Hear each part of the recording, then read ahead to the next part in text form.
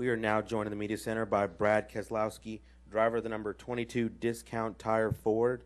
Brad was tonight's second-place finisher in the O'Reilly Auto Parts 300. This was his seventh top-5 finish at Texas Motor Speedway in the NASCAR Nationwide Series. This ties a career-best finish at Texas Motor Speedway, which came in last year's O'Reilly Auto Parts 300. Brad, if you could talk about your run this evening. Last year's? I didn't finish second last year. I'll double-check my math. Yeah, no, I finished second last year in a Cup race. Spring race, Spring I broke. 2011. There you go. Just checking your facts, man. I want to make sure you get it right. What was I supposed to talk about? Talk about your night. Well, I finished second. Just came up a little bit short of beating Kyle, and didn't quite have enough. Had a pretty strong car, but just didn't have enough. Definitely gave it all I had. Team did a decent job and overcame from some early problems on pit road and executed pretty well there at the end. So I was proud of them for that, but it's pretty tough to beat them Gibbs cars. So we definitely gave it all we had, and I was really happy with our effort. Just came up a bit short, and that was it. We're also joined by tonight's third-place finisher, Austin Dillon, driver of the number 3 Avocare Chevrolet. It's a career-best finish for Austin at Texas Motor Speedway, and it's his second top-5 finish at TMS in just 3 starts. Austin, talk about your run. Yeah, it was pretty good. We started off backing up, actually, a little free, and kind of took a while. I felt like we weren't even going forward at all. We just kept backing up, and then made some adjustments that got the car turning good and had to bite off. So when we did that, the Advocare Chevrolet really started coming forward. But like I've said, we've been about a third-place car to the Penske and then the 54, the one Gibbs car, and I think we've been there kind of all year, and we just got to keep gaining each race, and it's very tight out there, man. The competition is great right now, and we'll just keep working hard. Go and open up for questions. If you could raise your hand. Crickets. Drew back here. Yeah, Brad, if you could talk about right here. If you could, Kyle's obviously, been pretty dominant here in nationwide races. What, in your mind, makes him so tough, especially in this circuit?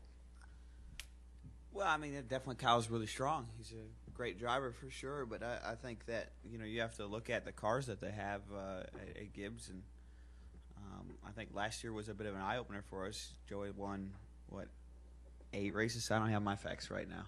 Joey won a bunch of races in that same car, and Kyle had the reverse fortune. So I think that shows you the effort that Gibbs puts into this series, and they're being rewarded as they should for that effort.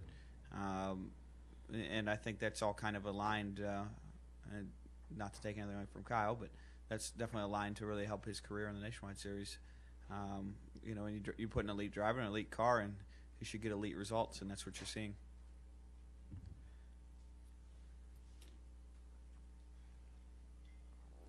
Back here. This is for either one of you guys. Any information you can take from tonight that you can use tomorrow night in those Cup race?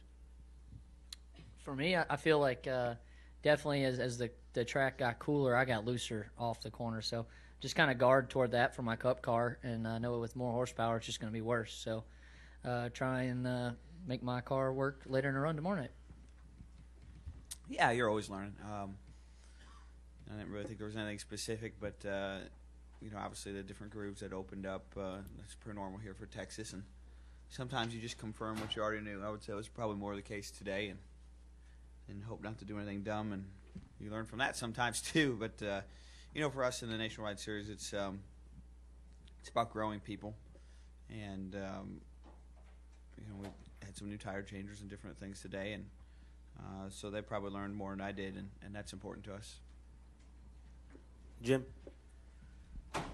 Utter, Trail Observer. For both of you guys, obviously new tires sent people flying through the field tonight. Without the 7-set limit tomorrow night, how do you think that will affect kind of the outcome of the race? Well, I know there is some kind of limit. It depends. At 11, is that right?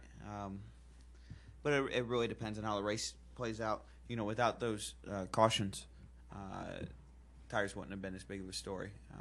The cautions just really fell at the perfect time to where you're kind of damned if you do, damned if you don't, as far as pitting was concerned, knowing that you were going to burn a set of tires and hoping that when it comes back around, the doors open up for you. And it seemed like the different strategy, each one, it seemed like was the right one at the time. And kind of reminds me of, you know, playing Texas Hold'em, and you got like the river card and the last card, and it depends on what those cards are that turn over next. And but it's only because of the yellows that was the case. I think we've seen in the Cup level or the Cup Series that there's a lot less yellows, and that will probably negate any big tire strategies. So I think that in itself takes care of it.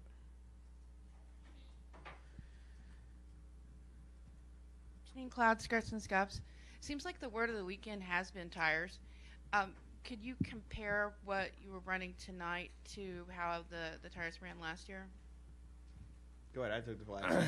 I think the track's gotten a little more worn out maybe. I mean, I ran this tire in the Truck Series, and it seemed to handle pretty much the same as it did in Truck Series.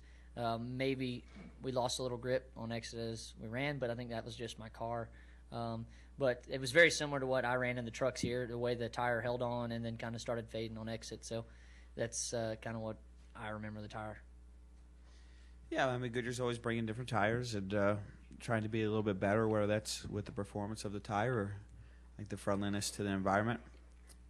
I was kind of under the impression that this one was more of an evolution as far as friendliness to the environment. So, that changes the way the cars race for sure.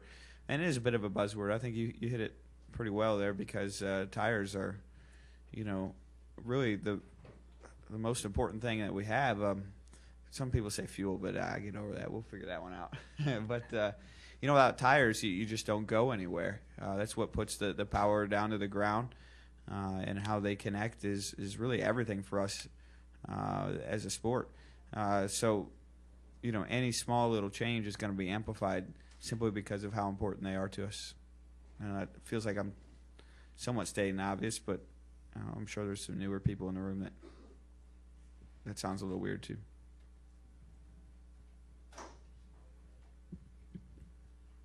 Any additional questions?